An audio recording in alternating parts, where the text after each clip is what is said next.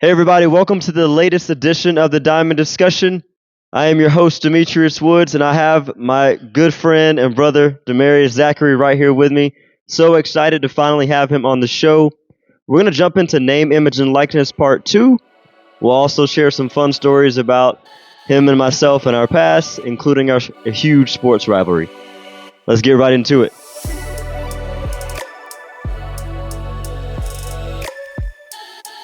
All right, everybody, welcome again to the show. We're going to jump right into the Name, Image, and Likeness Part 2.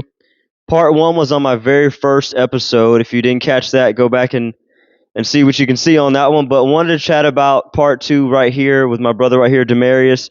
And before we go into maybe like the question that we want to talk about tonight, I wanted to kind of share some general guidelines. I think that we were both able to research a little bit. Yeah. I know it talks about like not using, school logos. You can't do anything on campus. Another one was you can't be compensated based on performance, which is a killer sometimes. Yep, for sure.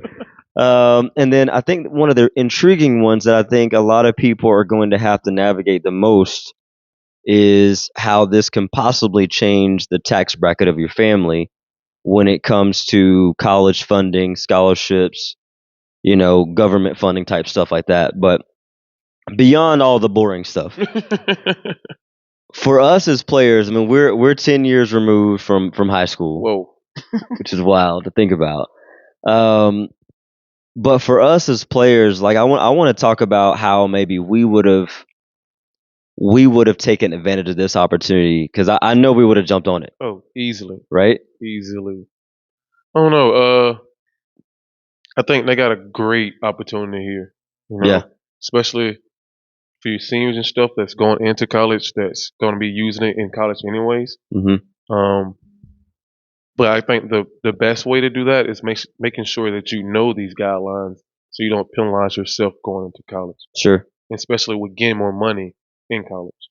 Yeah, I think one of the things that I talked about this on the first episode, my fear a little bit is, especially depending on what community you're a part of, like, of course, I don't want uncle that ain't nobody seen in the last 10 years. Yep. To pop up all of a sudden and be like, hey, let me be your agent. You know what I mean? Let me get a piece of the pie. You know what I mean? That's one of my fears for some of these young men and women. So on the fear side, like that's what that looks like for me. But, and again, like there will be opportunities to misstep with anything like this. But when I think about this as a ball player, I mean, for us, Putnam County High School, like of course at most AA programs in Georgia, at least, like football is the main thing. Yeah, of course.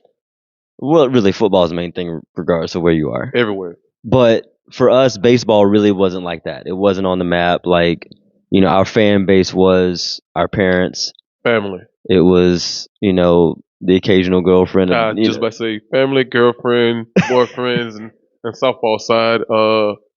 Then you might have a couple friends to come out. But other than that, that's all you got. That's all you get. However, though, I think, man, there is and I was talking about this. I was doing a workout with one of my former players, Kyra. Okay. A couple of days ago, and I think there's a huge opportunity for small businesses, local small businesses, in a small town like ours. Yeah. That may need a little plug from some younger from some people who have youth. Yeah. Basically, right? So you're really helping each other out. Exactly. I think it's a win-win. Facts. With that. Yeah. And so me as a player and kind of, we kind of having the entrepreneurial mindset, or like the mindset of like taking advantage of the opportunity. That's one way I think we could do that, as players. And so, if I'm giving advice to some of our audience members who, ladies and guys that may be watching the show, like, I would reach out to some of the local businesses. Yeah. And say, hey, listen, because honestly, some of the local businesses may not even know that this is a thing. A lot of them don't. Right? And so I'm going, listen, here's the opportunity that, GHSA has allowed me as a local athlete. I want to promote your product. I think what you're doing is a great thing. Now, you actually got to believe that what they're doing is good. Yes. But like, if you don't treat it like Mickey D's, like don't promote the Big Mac. You know what I mean? But I like what you're doing, and I want to put my name on. I want to help you promote that. Here's my pitch. Yeah. Right. On the flip side of that, businesses are going to find out that this is a thing. Of course. And as people are beginning to grasp hold of it a little bit, it's going to snowball effect. Right. I mean, it can do that. Yeah, of course. I also think that, especially when they come into these kids just been in high school, parents got to, do their research, be involved in it, and most definitely push it for them to get their image out. And of course, I think for high school students to be able to do it, it's also going to grab college attention as well. Right. It's showing that you can handle your own business. Can you market yourself? At a high school level. Yeah. Like you said, it's a win-win for small business in your hometown, for yourself, for your family. And then if you do want to go to the next level and play college ball, no matter what sport it is, you're showing them that you can handle business. Promote yourself. Easy. And I think also, like, with you being able to market yourself, like, you can not only can you make money as a high school kid. I guess let me go back for a second. What are your thoughts? Because I think this is a kind of a debate. Okay. What are your thoughts on how early do you feel like is comfortable or should be? You know what I mean? Like, what's that happy medium? Like, how young is too young for this to be happening? I really think juniors and up. Yeah. Got to be juniors. Got to be able to drive at least. Freshman? What? Do you really trust a freshman to be able to market themselves? And if they are making money off of it, do you think that they're going to be able to be responsible enough to handle that? Yeah, got to have a mentor in place if that's the case. If that is the case, what's like saying it can be doable. But you also got to have that role model or that mentor or that person in your ear that can handle business with you. You can't do that by yourself. Yeah. And I'm not saying that juniors and seniors are responsible enough to do it by themselves, but I would think they could if they had to. More so, yeah. Yeah. Because I mean, usually your juniors and seniors, they're already driving.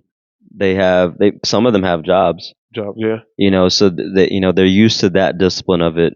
There is the discipline that comes with just being an athlete in general. Yeah, of course. So I think the opportunity is there. But here's another thought I had was tag teaming. Okay. Tag teaming this thing. Like if it was you and I. Dude, when you said tag teaming, right? Just imagine if we had that opportunity. Boy. Man.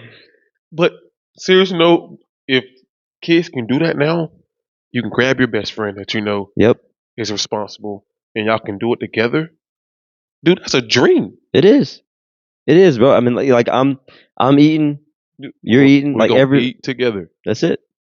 I mean, it makes sense. Yeah, most definitely. I like that. To me, and I think the cool thing, man, in today's world, 2023, about to be 2024, there, some things have taken place over the last 10 to 20 years that have evened the playing field a little bit between guys and girls. Of course. Right? It's not just opportunity for the boys out there. The ladies can get in on the action as well. Of course. Right? Would you agree with that? Most definitely. I think the women, girls, all of them are standing up for themselves. Yeah. Which they should have been doing. Yep. But they're most definitely doing it now.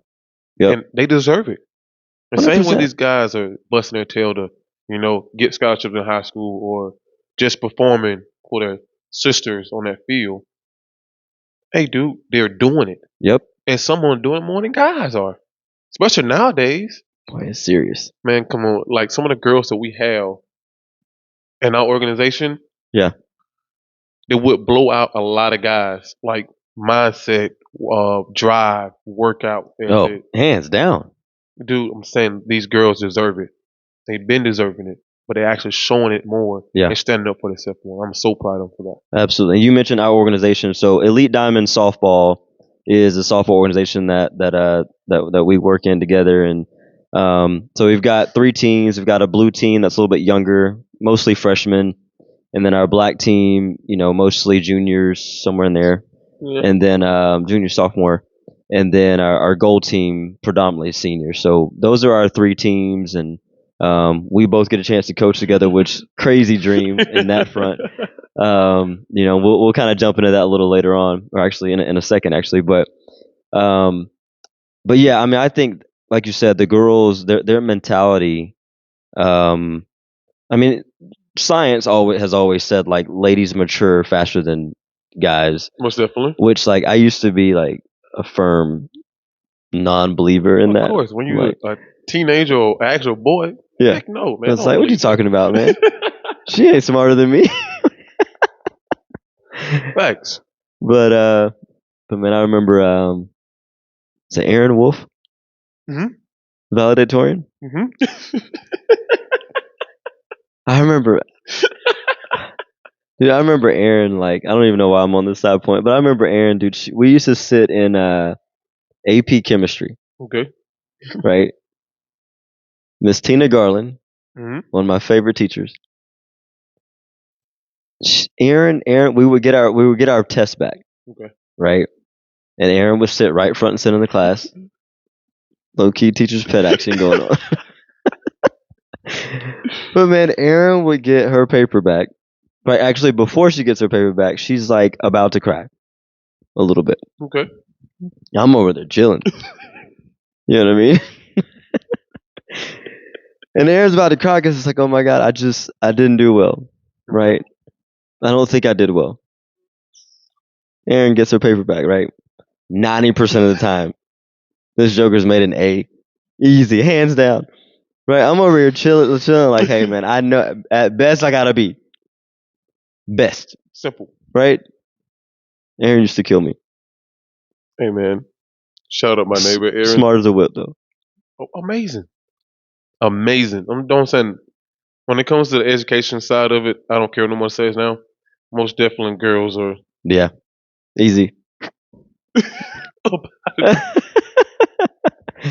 We got second place lockdown. Maybe. Maybe. But yeah, anyway though, so on this NIL name, image, and likeness deal, I mean, I think there's so many opportunities with it. Big opportunities. And like you said, like, be willing to go grab your best friend and be like, hey man, I want to take advantage of an opportunity like this, or hey, I've been approached by a company or a restaurant, whoever it may be. Come share the love. Most definitely. You know what I'm saying? I think it's all about, if I get an opportunity to take that next step on the ladder, I'm gonna reach back down, grab one of my brothers or sisters, and bring them with me. If that's your brother or your sister, and you get that opportunity, why not? Yep. It'll make it that much easier on yourself. Number one. Number two, hey dude, like you said, we're at the same table. Let's eat together. That's it. Why not? That's it. I'm with it. So let's pivot for a second, and I said we're going to talk a little bit about coaching, and really the subject is the impact of our coaching styles on players, and I think that this is one that for us, I say not just us, but like I think all coaches think about their coaching style and how it can impact a player. They should. Yes. So I want to talk about that because for me, man, I know that there's been plenty of times where I've seen what I've said to a player come to light. It's come to fruition, right? On the field, off the field, you name it. Yeah. For you, in just the years that you've been coaching, how many years you've been coaching? Volunteer coach at LOA 2016. Mm-hmm. Then got my own team, me and Taylor Head. Appreciate you too. Yep. We started our own team up in Augusta, I think 2017, 18. Mm-hmm. We're going strong ever since. Crazy. I think it took 1 year break because of the military. Bless you. But other than that, bro, I think it's going on about 7, 8 years now. Yeah. And so roughly around that. For you, I mean, 7, 8 years. I mean, you've coached a lot of players, right? I mean, a lot of different people. You've served a lot of different families. Of course. What's that been like from your perspective? From the impact that that you've made on some people. Like, how has that dynamic been for you? If you want to be completely honest, when I first started coaching, just volunteer at the LOA with baseball players, didn't really. Of course, I thought I was helping, but didn't really see any impact start off. Yeah. Then some of the guys at the banquet or whatnot came and talked to me. I was like, dang, maybe I am making a little bit of difference. Maybe they are listening. Because, of course, when you first started coaching, you don't think they're really listening to you. Of course, they'll do what you say, but are they actually taking in what you're saying and it actually means something to them? Right. So that aspect of it, first starting off, didn't really see an impact until they start talking to me. And then when me and Taylor started the team in Augusta, we kind of bounce our coaching styles off each other. I was still kind of the fresh player coach in softball, so I was really taking the back burner somewhat. Right. Still learning the game, the new rules and all that stuff, and I didn't want to come off too hard to a bunch of little teenage girls. Yeah. So makes sense. Starting that off, yes, I thought I seen an impact there too. But even when girls would leave, different reason, money wise, different teams, or just graduating. Yeah. I still had a connection with them. On outfield, parents, on outfield. And then I really started seeing, I'm not bragging just because I'm with Elite Diamond right now, but when I got to Elite, it made a huge difference. I've grown as a coach, grown as a man. So I feel like my impact here has been a whole lot different just because I realized for me to be a better coach, we both said this plenty of times. If I know you as a player, cool. Yep. But if I know you off the field and I know you as a person, nothing beats it. I can do everything I need to do as a coach. Yeah. So I still get text messages or calls from players that I don't believe what they're saying to me. I don't. Bro, let me tell you, man, I don't know that I don't cry about much. Same. Ditto. I'm just not a crier. Like that's, I mean, I have feelings. Of course. And I just don't cry. Like I just don't. Whatever. So, but like, man, our first 2 players from the organization graduated back in 2020, and then we had, I think, 4 or 5 handful of graduating in 21, and then 22. It was like out of there, floodgates open. You know what I mean? So it was a lot. And then this, in 2023, like again, like I think 17, 18 players.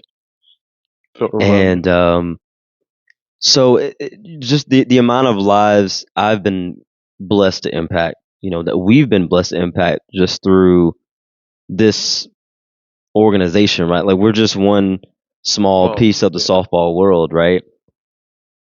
But man, I kind of went into this. I'm like, man, I want to go and make an impact on these young ladies. But man, the impact that they've made on me. And you talk about being a better man. I'm a better dad today because of what these ladies have taught me. Of course. How to treat a lady, right? I'm a better husband today.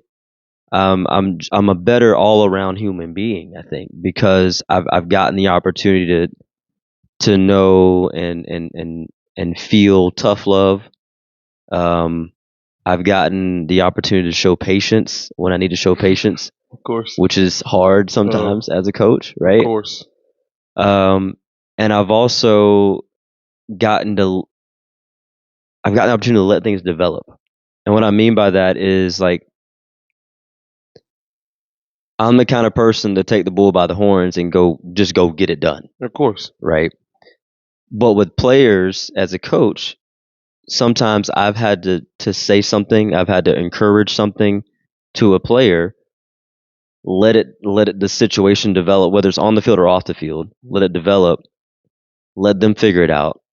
Show patience and grace with them and see things unfold a little bit, and then come back and be coach again. You know what I mean? So there's just so many opportunities like that. But my point on the crying thing, man, I've cried so daggone much, man, in the last few years of my life, and I'm like, and it's all because of them. So all y'all, thank you. But you're not lying about that, though. Yes, we want to make an impact on them, and sometimes we don't expect them to make an impact on our lives. Yeah. Not especially the way that they do. Yeah. So this crying thing, that when y'all graduate and then leave the organization type thing, and we try to be hard and all that good kind of stuff on stage. Hard. Yep. But when you sit back, I thought our banquets and stuff like that. Mm-hmm. Yes, we hold it all in while we're doing it, and then when it's over with,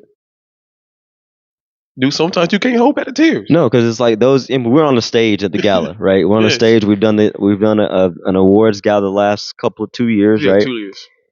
And you're on the stage, and you got 100 or so people out in the crowd, and the lights are on, and it's an opportunity for us to shine and love on them. Mm-hmm.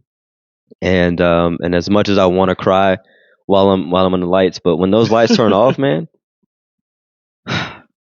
it's tough. It really is, and that's the part, man.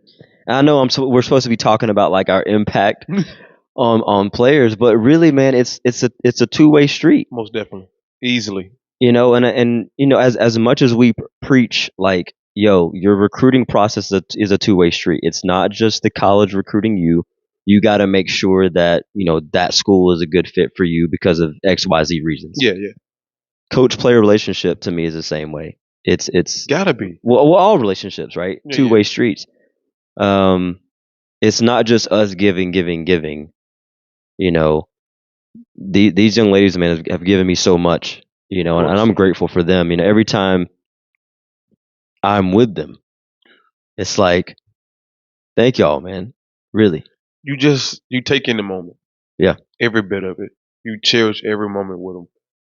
Because, like we said, they got to graduate. They do. But if you build that relationship with them, guess what? They'll return. They're not going nowhere. Nope. Always going to be in your life. And I think that's the reason why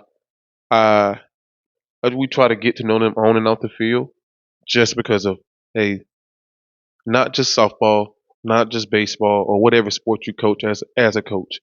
When they have a life problem, mm-hmm. be that light that they know they can go to. And I think that's, like, with the girls we don't coach so far, I know it's a good bit of them that stay on my tail. Don't answer the phone. Coach D, what you got going on? What you doing? Hey, yep. I'm sorry. I'm a grown man. I got things to do. But they care about you. Yeah. Man, I never thought that me coaching, coming out of high school, anything like that, I never thought that I would have guys, like when I coached LOA, I still have guys slide over my stories on IG and tell me, hey, I'm glad you're still coaching. Yeah. You was an amazing coach to me, and I'm glad that these girls are getting that same exact thing from you. Nothing like it. You can't beat it. No. I feel like my coaching style comes from it just being a calling. Right. And we don't say that so many times. That's it. Coaching's a calling. Bottom line. I got a couple of messages from some players, man. They oh Lord. They sent this to me about me. Okay. And I was reading them, and I'm like, man, I shouldn't have asked, but you know what I mean. But anyway, I won't mention names, but it's just And I'm more reading this not at all even close to toot my horn by any means. Of course. But I'm reading it mainly because just to drive the point home of like, yo, this coaching thing is real life. You know, like what we do between the lines, what we say between the lines, what we say on this texting device thing that we have, right? Like it's so important. It make it sound old. We're not old. You're right. I shouldn't have said it that way. Cell phone. I use an Android, by the way. Hey, this is being recorded by an Android, by the way. Shout out to Android. We've been talking about Androids for a long time. Twins, Kenzie. Not gonna lie, we can't talk about Androids no more. And we get to charge everybody's batteries. You know that? Yes, man. You told me. I did. I told you that. Brag about this all the time, guys. Pretty dope. You need some help? 1-800 Demetrius. Anyway, let me read this. Okay, all right. Anyway, so this was from one of our former players. You may want to guess who it is. One of our former players. So she said this. She said, "With you being my coach, I learned a lot more about myself and my limits in the game. I learned to trust myself and my skills in tough situations, and you've impacted my life outside of softball as well by helping with real life situations, and you've made it clear that you will always be there for me no matter where I go in life." Any idea who that is? Paul, give me a hint. Is it someone who just left or? Yeah, she just graduated this year. No idea, bro. Yeah, Z. Yeah, man, Z. Hey, shout out to my thug. Yeah, love you, kid. Hit home, man. Hit home. Got another one. This player actually graduated a couple of years ago. But she just straight up told me, she was like, "I don't think I'd be the person I am today without you." She's like, "God most definitely put you in my path for a reason. You've helped me grow in softball tremendously, and I'm not only talking about building my talent, but with my attitude as well." And this player was one, you know, her attitude was one that was tough, right? She was one of the tougher ones to kind of navigate with that, man. But it was just dope to have her come through the program and to watch her grow, and then now to watch her be a young woman of God, but a great mother now as well. I think I know who you're talking about. Yeah, Tay. Yes. And hey, super proud of her too. Yeah, man. And so in this message, she said, "You'll always be the first person that comes to mind when it comes to someone needing coach, a job, etc. Everyone that knows you is so very blessed to have you in their life. To say the very least, I could never thank you enough for everything you've done for me." So, love it. That's the reason why we do it. Yep. And I wanted to cry when she said that. So, it's just wild. But another one from first player that ever left for college, Tab. Yeah. And she said, in my opinion, Tab is so full of wisdom. Anyway, she said, in my opinion, your coaching staff changed your coaching style changed the entire game for me. Of course, your wisdom of the game taught me so much. However, it was the way you believed in me no matter what. It was like you knew no matter what, I was finding a way to get on, steal the next base, which she did a lot of that, or be the loudest in a dugout. And I usually did or was because you told me I could. And your confidence in me allowed me to be confident in me and your game time decisions. I think the positivity of your coaching style has made you the best coach person I've ever been around. It just, again, grateful for that. And then one more from very first player to join the organization.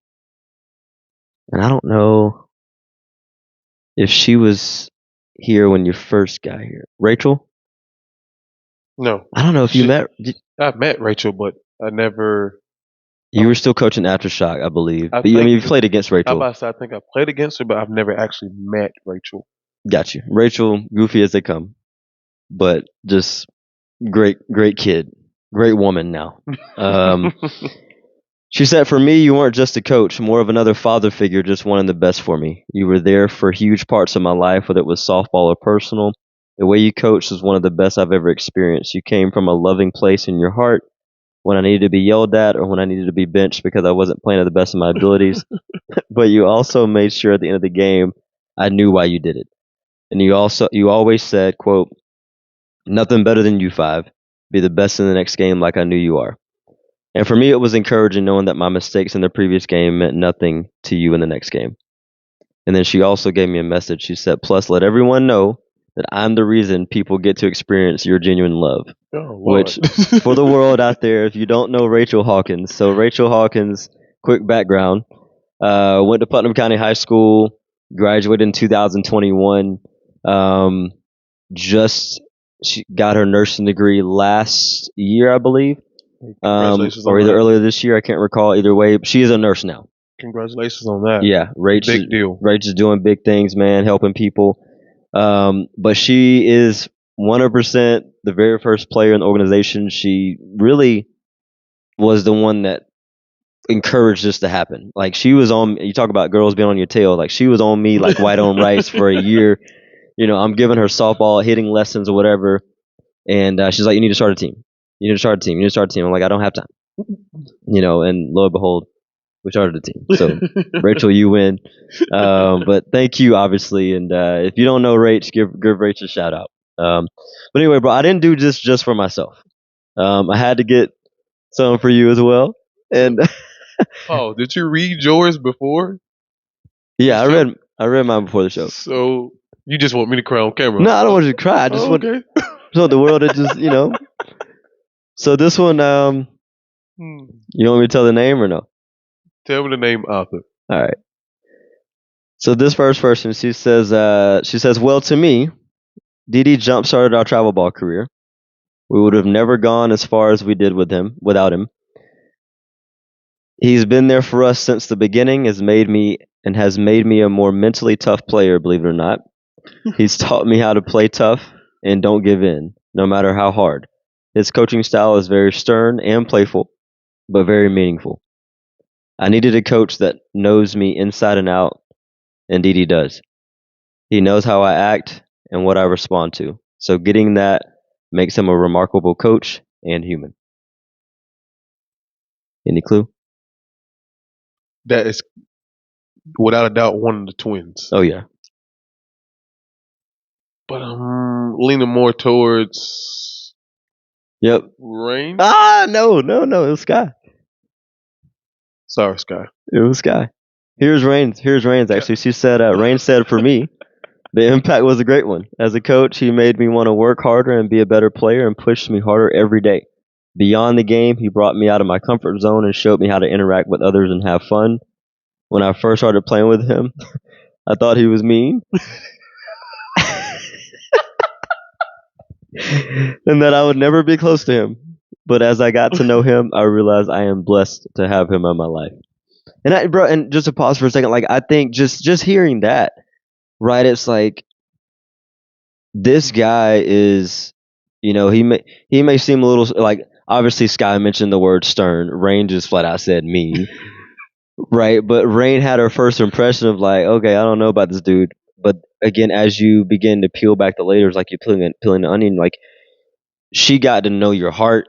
She got to know who you are, and she got to know what she meant to you. Yeah. Right. And I think that's where, when we say out there, players, when we say coaching is a calling, that's what it looks like, right? It's throwing the cover of the book out the window. Of course.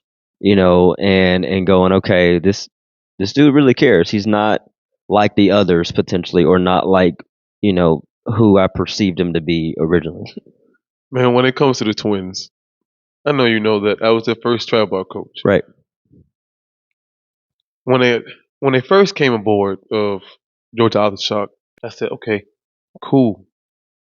They're fast, they're quiet. And I told them right out the gate, that quietness is not going to work for me. Yeah, for sure. No, you ain't going to get me to talk like that. No. Oh, okay, cool. And of course, back then, I was a little bit more stern because I was still developing my real coaching style.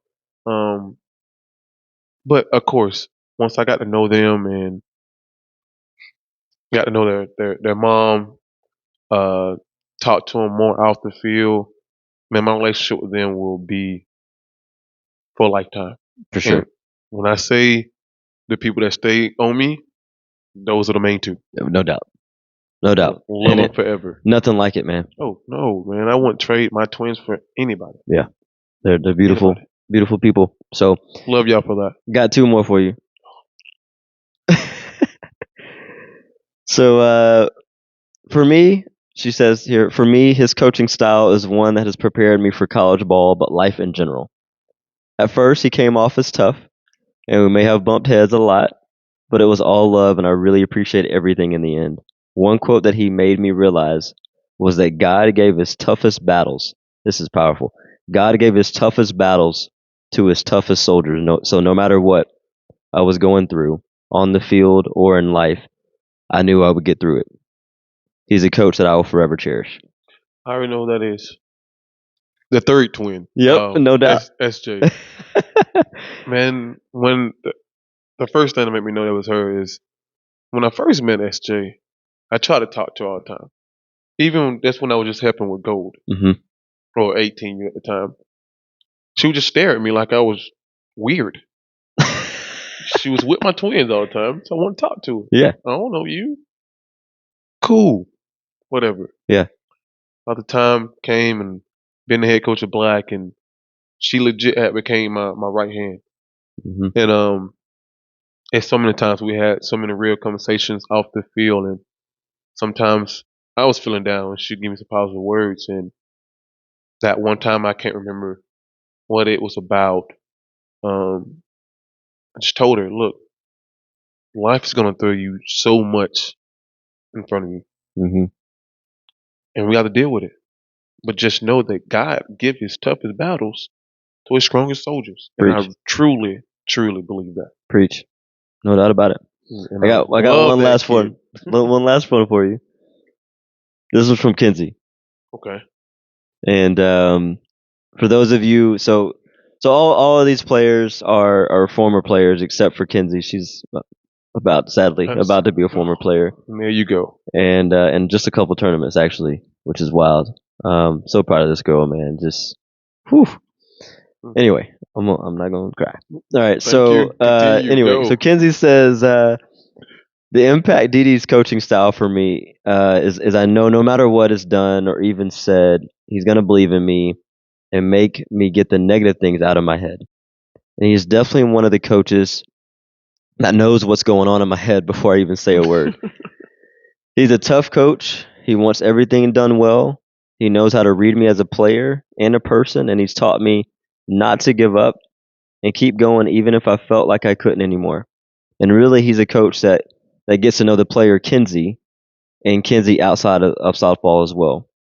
He always checks up on me, and honestly, with my mental state always being all over the place, that's what I need from a coach. And I thank God for it every day.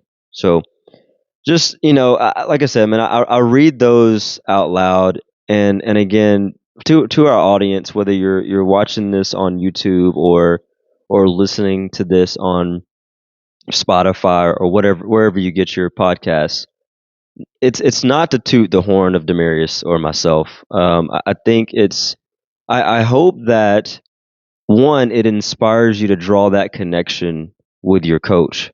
Exactly. If you don't already have it.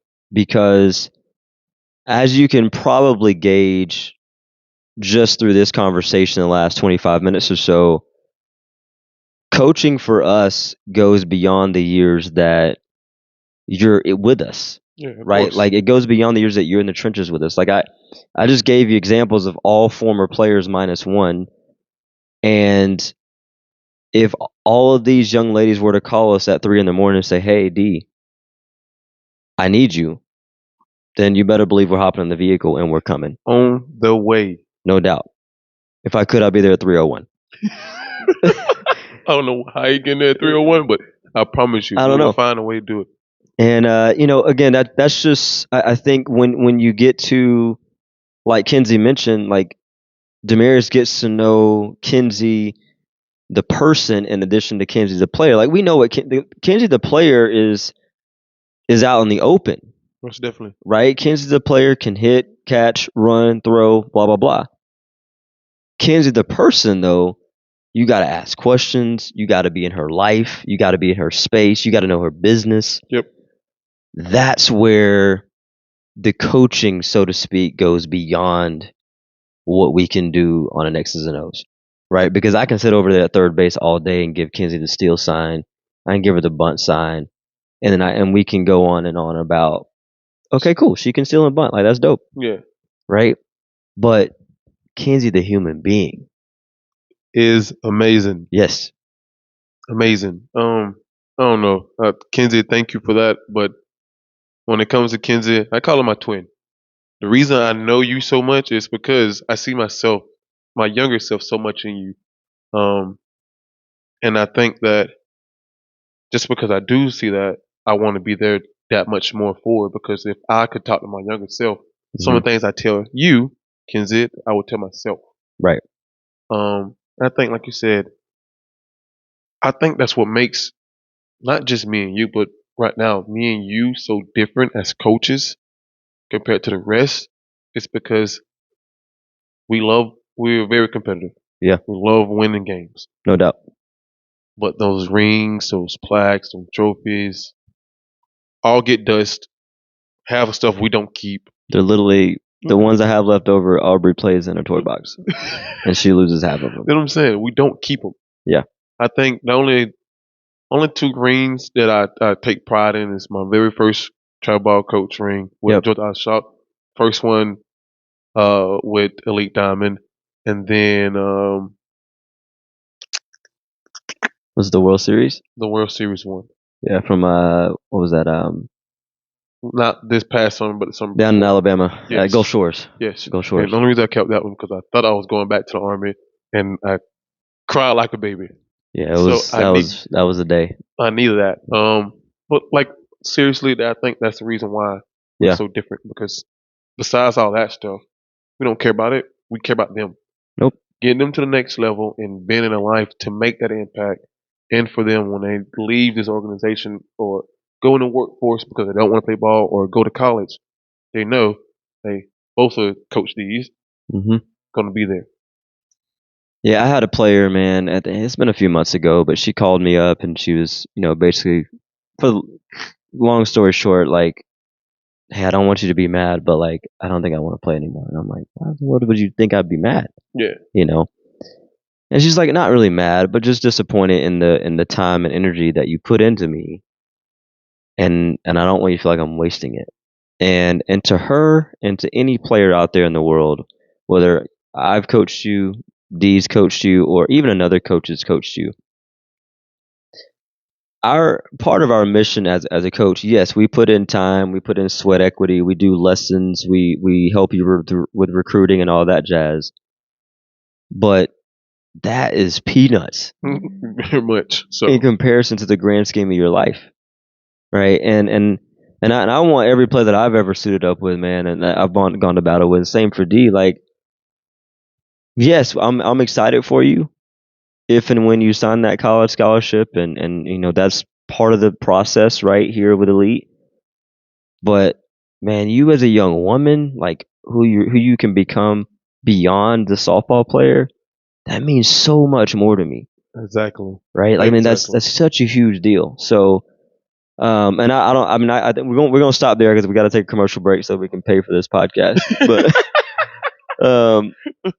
but I think that at the end of the day, to kind of leave it there, I kind of leave it on a cliffhanger a little bit. But again, Kenzie the person matters more than Kenzie the player. Exactly. Just kind of end it with that. So we're gonna take a pause. We're gonna take a pause and have a small break. Talk to you guys about some businesses who take care of us. Let's do it. And we'll be right back. Hey guys, thanks for pausing with us. Just wanted to share a little bit about one of our sponsors, Impact Financial Alliance. This is the holiday season, and I know everybody's getting ready for their tax preparations, and always encourage you guys to look in that direction for your taxes. But also, if you're looking at investing your money, saving for retirement, and doing things of that nature, Impact Financial Alliance could be of help to you. So if you do have any interest in that, please check us out at impactfinancialalliance.com. Thank you. Welcome back, everybody, to the show. We're going to jump into some quick coaching stories for you, and then we're going to have our open book segment right after that. So we'll try to keep these brief as possible, but just want to kind of share some funny ones with you. And the first one is the wildest interaction we've ever had with a parent. So, bro, I'll let you start off with this one.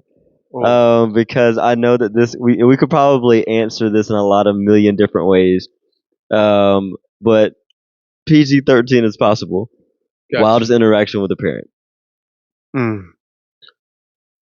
I will go with the one that stand out to me the most. Okay. All right. Oh. Back when I had Georgia Aftershock, okay, me and Teddy used to keep maybe 12, 13 girls. Mm-hmm. But we're open always for new players coming and whatnot. But anyways, had a girl dad come talk to us and say, "Hey, can you give my daughter a chance?" Of course, I'm gonna let you know now though. We're kind of full, but if she, show potential and show that she want to be here and will fight for anything, we can do it. She came to practice. Strike number one. She came to practice late. Oof, yep, that'll do it. Strike number two. She played the corners. Okay. I got 3 first basemen, 2 or 3 third basemen. Cool. Whatever. All right. When she performed, it wasn't terrible, but like I said, I told him from the get-go, I'm gonna give her a shot. Right. She didn't live up to the standard that we had. Okay. Sure. So we let him go. Maybe a month later. Let me give you a picture real fast for the audience. Okay. We're at practice. Yes, we was at practice in Augusta at Patriots Park. Granted, this is right after I got out of basic training, right before we let the team go. I was like 165 pounds, soaking wet. Okay. I go to the bathroom. I'm in the bathroom, handling my business. Okay. Bring it back to the parent, that's the dad. Boy. Comes in the bathroom. Okay. I didn't know it was him. Like I said, I was pottying. I was taking the potty, you know what I'm saying? Yeah. Doing my thing. And all I hear is yeah, bleep, bleep, bleep. Yes, all that good stuff. And I'm like, hey, can we have this conversation when I get done? He said, no, I ain't got to talk to you about nothing no more. I said, well, you said everything you need to say. Why I was still potty. Bro, the amount of times you use the word potty tonight already. But dude was 300 plus pounds. Yeah. 2 of you. 3 of me. I would have told, look, I said, when I got to the bathroom, I was mad. And I also thought it was funny. Yeah. Dude, that's super weird. You can wait till I get done using the bathroom and then, outside. Standing right behind me while I was pottying. Sorry. Last potty. He's got kids, y'all, so I know the feeling. So I'm saying, yeah, bro, that's most definitely the weirdest time. That's 300-pound man is legitly giving me the business while at a tournament, right? No. This is at practice. Oh, this was at practice. That's right. Yes, this is maybe a month later after we had let her go. That's so weird, man. I got caught some of the things I never even knew was possible by a 300-pound man. Wow. That is just anyway. I don't even know. Like when the first time, I just remember the first time you told me that story. I'm putting myself in your shoes, and I'm like, what's my first reaction to that? Like, what's my first move? And I don't know really. Like, I still don't know. Yeah, it just would be whatever the instinct would be at that moment. Like, I don't know if that's like survival mode. Like, I don't know is that gonna get physical? I don't know. See, that's like I said, that was when I first got out of the military, and yeah, I couldn't do anything physical anyways. Right. No, not getting kicked out of the army for this oversized man that's mad about not being on the team. Even though I told him, look, y'all can come pick up and you can play whenever. Right. Oh, that was dead and gone after that, dude. You're blocked. Yeah, you're done. Yeah, man. That was weird. That's wild. Well, I got one. So this was and by the way, so like you don't. I'm assuming you don't have a relationship with this guy or the player anymore, or no? Like you don't know these. Like, the 300-pound guy? Yeah. Oh, cut off. No, like period. Ever Done for. Out of your life. Okay. Yes. Well, fortunately, like my story is a little softer because I have the relationship still with the player, which I'm grateful for. The stepmom, not so much. Mm-hmm. But either way, so we are. This is our very first summer. Okay. 2019. So that's when we started the program. First tournament was in March, which you'll hear about that tournament in a second. First tournament was in March, though. That summer we go and do a Myrtle Beach tournament with an organization called World Fast Pitch Connection out in Myrtle Beach. It was a World Series or whatever. So anyway, World Series. It's this is our last pool game, I believe. No. This was our first bracket game. Okay. Yes, it was big because we should have won it. You know, we didn't win now. First bracket game, bro. Mind you, this young lady, again, beautiful soul now, but at the time just was struggling finding her inner team player. I'll put it that way. Okay. And so because of that, it was like I need to play third base or else. That's how it was. Like it was in her mind, it was that, right? And you know, I still think to this day, Kinsey, Carly, a couple others are going to challenge this one, but she's top 3 to 5 in my book on strongest arm on that I've ever coached. Okay, so in my mind, this kid could be an animal in the outfield. Of course, because she will throw everybody out. Right? Didn't want to play outfield. Had the speed, by the way, could catch with the best of them, but wouldn't play outfield. That's outfields don't get no love. We don't get any love, right? Everybody thinks outfield's a punishment. I'm like, what? No, man. Like, anyway, we were outfielders, by the way, and I'm like, I loved it. Anyway, point is, she didn't want to play outfield. I had a better option at the time at third base, which happened to be Tabitha Mims, which is wild because Tab is an outfielder. That's beside the point. So I put her at second base for a game because that's where we needed her at that time, right? Coaches, we put people where we need them. Of course. When it's winning time. Of course. Right? And it's bracket play. So I liked her bat in the lineup, so she was in lineup on defense. So anyway, she's at second base, right? Virtually kind of a routine ground ball going to her left. Would have been an easy pitch to first base, and we're out of the inning. No problem. Sure. Right? Boots the ball. Okay, boots the ball off her foot, kicks it into right field on accident, but still kicked it. Right? Right fielder would have had to go a mile to get the ball. Right? Mm-hmm. Right fielder got there before she did, though. Pissed me off. Believe it. Right? Can I say that on podcast? I just said it. So, ticked me off, man. Right? So I'm like, I'm about to blow a gasket. I'm going nuts. Of course. In my mind, I'm going nuts. Right? On the field, I showed some patience until she picked up the ball and didn't do anything with it. Like, it was just like, I'm going to stay out here in the green. I'm not going to move. Right? So she froze. Yeah. So I'm like, that's trash. What I said.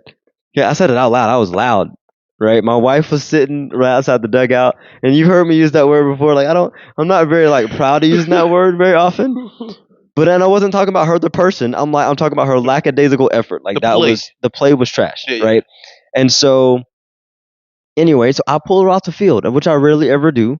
Right? But it was like, okay, clearly she's not in the right headspace to be playing this position for us. She's hurting the team. Of course. Pull her out, put another player in or whatever. Anyway, long story short, we were out of the tournament. I think we got 4th place, right? Which I still have the trophy, actually. I'm like, I can't believe they gave us a freaking trophy. And it was like, participation trophy. Yeah, I'm like, come on, man. There were 8 teams here. You didn't need to do that. Anyway, whatever. It was our first World Series tournament. We were proud of it. Actually, we were not that proud of it, but I still have it. Whatever. So the stepmom, right, meets me back of the dugout, right? Everybody's like, thank you, Coach D, for a great first season. Like, we lost, but like warm fuzzies, right? Yeah. We knew where we were as a team. We were basically a 500 team most of the year. We hadn't won a tournament all year. That was our first, or maybe our second, rather, Final Four appearance of the season. So again, we weren't that good numerically speaking. Yeah. But the mission at that time was very simply, we're just trying to get reps, get our feet wet in the travel ball roll, whatever. Yeah. Nobody was tripping hard on the W's and the L's part of it. So we're leaving. I'm packing up, whatever. We're cool. Everybody's about to go out, grab some food. We actually end up going to get food as a team and stuff like that. Minus that family. And, in the tournament, whatever. We leave tomorrow. So she comes, meets me in the back of the dugout. The stepmom, right? The stepmom, yes. Okay. She meets me, and she basically just went up one side of me and down the other one about how her daughter deserved, right? She used the D word with me. Hate that word. Most definitely. She used the word deserve with me, basically. And she was like, she deserved to be out there. And she didn't appreciate how I talked to her daughter. Mind you, I'd held it in the whole season. Okay. So anyway, I'll digress on that one. But and again, I love this girl now. She's grown into a great adult, and we communicate now, and I love our relationship today. But man, in that moment, when her stepmom came at me, I'm like, have you seen what I've seen all season? Are you really doing this right now? We all know, as all coaches, no matter what sport, as parents, you have to deal with. Yep. Just the same as that way. Yeah, it's tough. So anyway, on to the next one. I want to talk about a moment you realized you were wrong. Okay, moment you realized you were wrong. I'll start this one off. So, and man, and this is not a knock on either player necessarily, but we are in the World Series, bro. This past season. Okay. Yeah, we should have won the dang thing, but most definitely should have. And we end up getting freaking third place or fourth place or something like that. We found a four.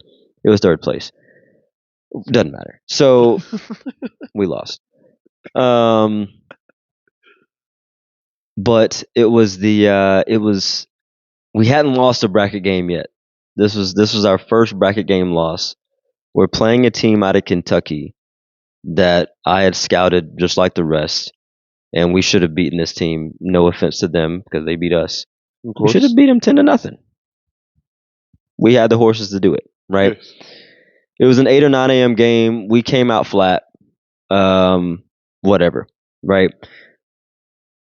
But man, Maya had been she'd had a great tournament, actually. Yes, she did. Up to that point, actually ended up winning MVP. Yes, she did. Okay. Don't know. I actually do know, but so bases are loaded with one out. We need one run. So I call up Taylor off the bench, Big Taylor Orr. Say Big Taylor because we got a little Taylor that we had as well. So Rich homie. Yep. So Taylor Orr, and Taylor, and she'll admit she'd been struggling. Taylor was a daggum workhorse from the circle, though. Of course. But she'd been struggling at the plate last couple of weekends. And so I had Tay on the bench, right? Maya's spot is due up in the lineup. And I pinch hit for Maya. Here's my reasoning. Bases loaded, one out. Tay's got a big sit. And y'all, when I tell you Tay can hit the ball 300 feet, not lying. Easy. Seen her do it. Easy. Okay. So in my mind, I'm like, I just needed to find the green with a fly ball. That's fine with me. I've got somebody with relative good speed. I don't remember who it was on third base, but didn't matter. A fly ball scores a run. That's what I was thinking. Right. Lo and behold, she ends up hitting a comebacker right to the freaking pitcher. Pitcher catches it and doubles up one of our runners at first base, and that ended the inning. Right. And that was our last true opportunity to score that game because the time ended up running out on us. But of course, I got the benefit of hindsight because again, we're not having this conversation if Tay hits a big fly and nobody's tripping. But man, Maya's contact percentage up to that point in the tournament had been flawless, dang near. Yeah. And so looking back, man, I'm like, man, that was a moment where I not that we lost the tournament on that one decision, but that's a moment where I wish I would have had it back. Yeah.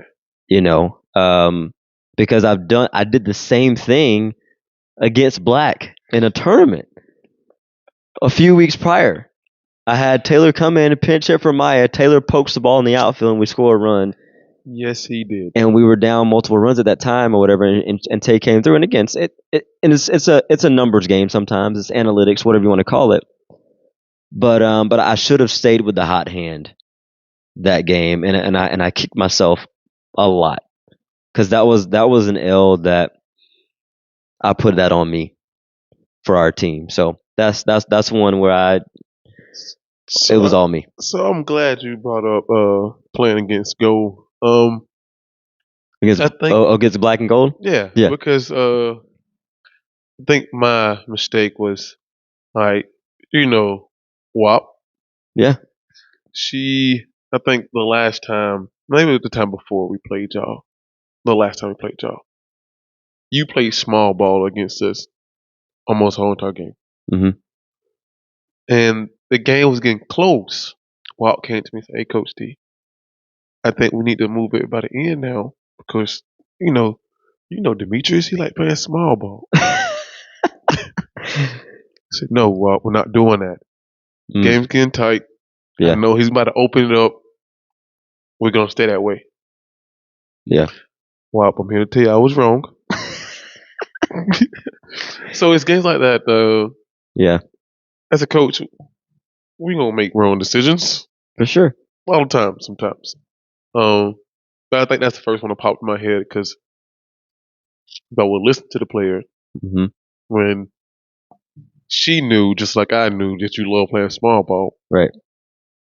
Why not just, go with it? But I didn't. So sorry.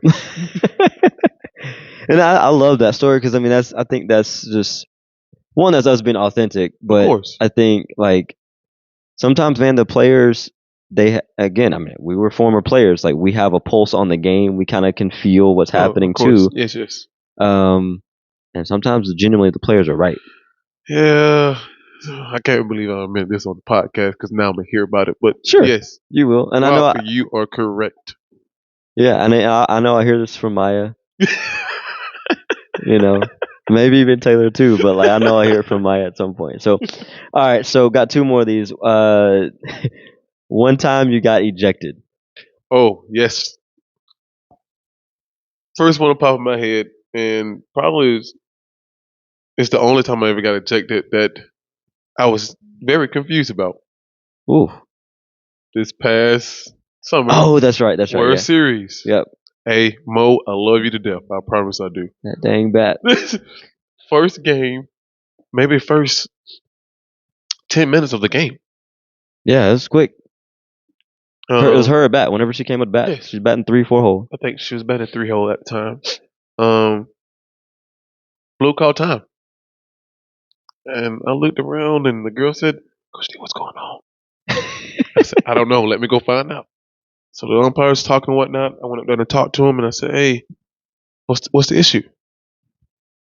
"Hey, coach, this bat y'all using, it's illegal in what? USSSA. And I said, "Oh, sir, I didn't know. My player didn't know. Can we just, put the back up and give us a warning or something?" He said, "No, coach. Sorry to tell you, but you got to go." I said, "I got to do what?" Go where? Like to the dugout? I'm not going to sit down. I said, "No, sir. You got to leave." So you're telling me that I have to leave without any warning? She didn't swing. She swung the bat once. Didn't even touch the ball. Boy. Thrown out. First game. Went to the car. Like I said, first game, and had to watch that game Facebook Live because they told me I couldn't come into the fields anymore. Crazy. Then second game, The next day. Yes, you stepped in and coached for black. I'm standing behind center field. My man, listen, y'all. My man is out there, like, just, oh my goodness. I felt so. One time I pointed out. I think the team was in the huddle or whatever. We're going on defense. I was like, y'all, make sure y'all wave at D. Show him some love. He's out there in center field on the other side of the fence watching the game, and I'm like, this is unreal, all because of a bat. Yeah. Still, like I said, I still love you, Mo. It's not your fault. No, it's definitely not her fault. I mean, it was really on me technically because I had the rule book. You know what I mean? And so we should have checked the bats, beforehand. But it would even. She was so emotionally sad. Yeah. When she came, Coach D, I'm so sorry. Hey, kid, it's fine, cool. I had to talk to her about that whole entire night. Yeah, I know she was upset. I mean, I know knowing Mo, I know she was upset about it. So time I got ejected was actually my only ever time getting ejected. Very first tournament ever. He's a great coach, guys. Very first tournament, man. It's a 2-day event in Covington, Georgia, and we are we I think it was like our 5th game of the night or something like that. We were gassed for sure, but we were moving. Like we were making progress that day, and I felt good about where the team was. And but we were a scrappy team. That's how I would describe our first year's team. Was just very, very scrappy. Like we found a way half the time. Gotcha. And that night, man, game 5 of the night, we were scrapping. And so umpire in the field made a call at second base. Okay. Called our girl safe on a stolen base. It was debatable, but he made his call. Most definitely. I was fine with it, obviously, because he was safe. Right? Mind you, he's from me to you from second base, by the way. Now, I know angles matter, but he was very close. Most definitely. Other coach comes out of the dugout, chews the dude out, right? Makes him feel like this small, real small, right? Like he really got into him. Like, how is he not ejected yet? Right? He really should have gotten ejected for the way he talked to the umpire. Of course. He didn't get ejected though. And umpire goes, all right, fine. I'm going to go talk to the home plate umpire, who is roughly 80-something feet away from second base. Most definitely. With a catcher in front of him and a batter and a pitcher. A lot of people in front of him. Okay? Probably also the shortstop who was taking a throwdown, who was on a stolen base attempt. Yes. So you got 4 people potentially blocking your line of sight. And lo and behold, he overturns the call. And I'm like, you have got to be kidding me right now. It is dark outside, first of all. You have on glasses, sir. And I don't think they're working very well. And I'm in him. I'm on him, man. I'm like, bro, that's not good. Like you have to do better. And I think that's my go-to. It is. Like that's definitely my go-to. Like I need you to do better. Yeah. And so I went back to the I got at him. I had my piece, and he was like, "That's enough, coach. I need you to go back to your dugout." So I went to my dugout, back to the dugout or whatever, and he was looking at me still, which I didn't like. I'm like, I need you to focus on what the heck is going on right now, bro. Like, don't be looking at me waiting for me to say something else. And so he stared me down. I was like, yeah, I need you to do better. He's like, you're gone. Just because you said you got to do better. Yeah, because I said it again. This is probably my 5th time saying it. But he was still. You made him feel like this. Listen, man, he shouldn't have been looking at me like that. Really, like I'm in my dugout, bro. I went back to my cage, like you told me to, where you told me to go, right? And you're waiting. You're literally waiting on me to say something else to you. Yeah. And I took the bait, but at that point, I didn't care. You deserved it. Yeah. So anyway, I got ejected. Whatever. My mom showed up to the next day to tournament, make sure I didn't get ejected again. So I did apologize to him. I still don't think I really owed him anything, but I apologize for the sake of my team. You've been the bigger man, so I appreciate it. It's cool. So, all right, got one more. So, how and why did you choose your third base coaching signals for offense? Oh, mine's are easy. Hey, man, look here. This is why I asked the question, actually. Man, because look. Both of ours are easy. I think that some coaches, when it comes to baseball and softball, make it entirely too difficult. Overdo it. Yep. For what? Make it simple. Like, all right, if I'm gonna lay down the bunt, your girl's gonna come in regardless. She's gonna see it before, unless you do a drag bunt. Yep. All right, but most of the girls don't do drag bunts. No. So you're gonna see it anyways. So all this, head to toe touching and all that good kind of stuff, never done none of that. I wanted mine to be super simple. Simple. Yeah. That's all. That's it. That's the bottom line. Listen, mine is, mine too. Super simple, right? I do the touching, but I do it mainly because I just I like to mess with other coaches. See, I did that at first too. And because for me, I've made my signs so simple. The coaches who like to try to steal signs, I make them simple so that they can. Yeah.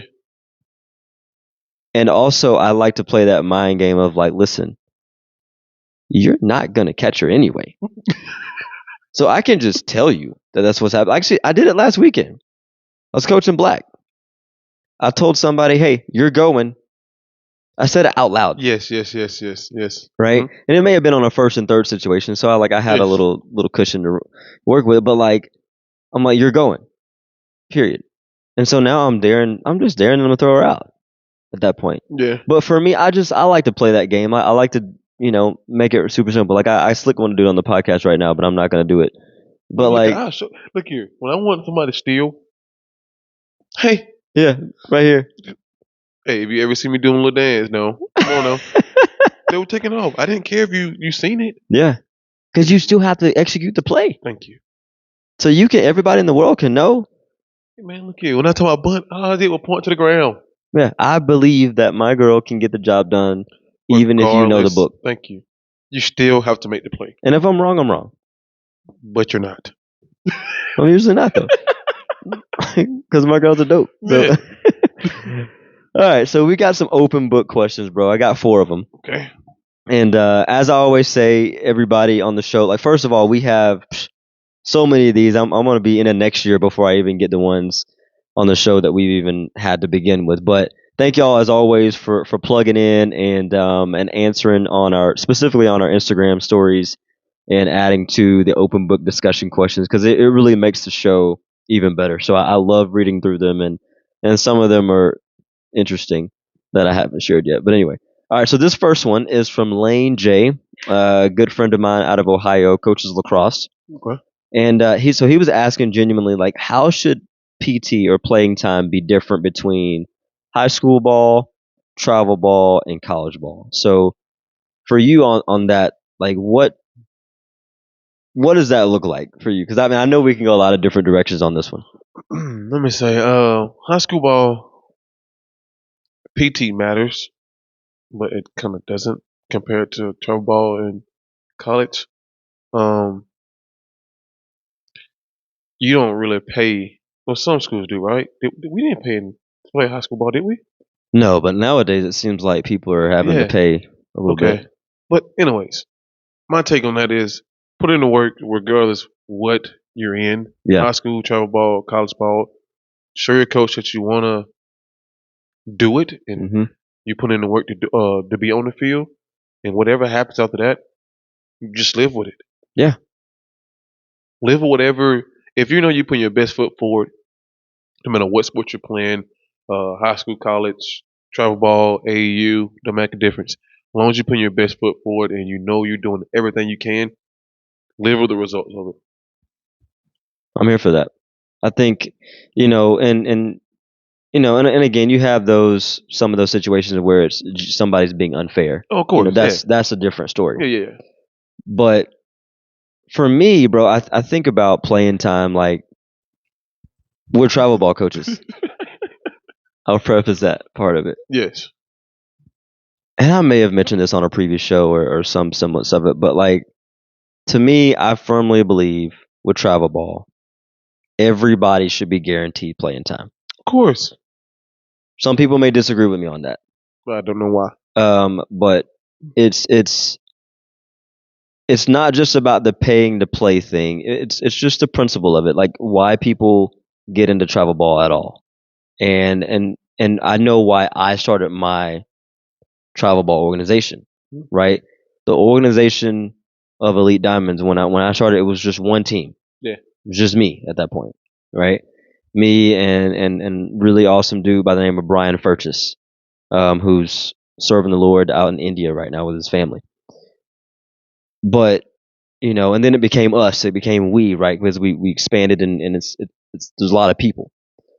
But from Jump Street, I knew I wanted to start the program, partly because of Rachel Hawkins, mostly Rachel, so that the girls in this area could get more reps. And that's the key word, is reps, right? For me, if a player is not getting the reps in travel ball, where is she going to get them? I agree with that, yeah. Right? Because on the contrary, and that's why I preface this with us being travel ball coaches, on the contrary to that, if I was a high school ball coach, I don't believe everybody gets game reps when region play starts, right? See, you can somewhat relate that back to just in my travel ball. All right, pool play, it matters, but it doesn't. Okay, but also that shows, all right, you have your chance to show me what you're capable of, and if you're going to be ready for bracket play later on in the day. Right. So beginning of high school ball, we'll have region games. All right, but you tell the non-region games. Yeah.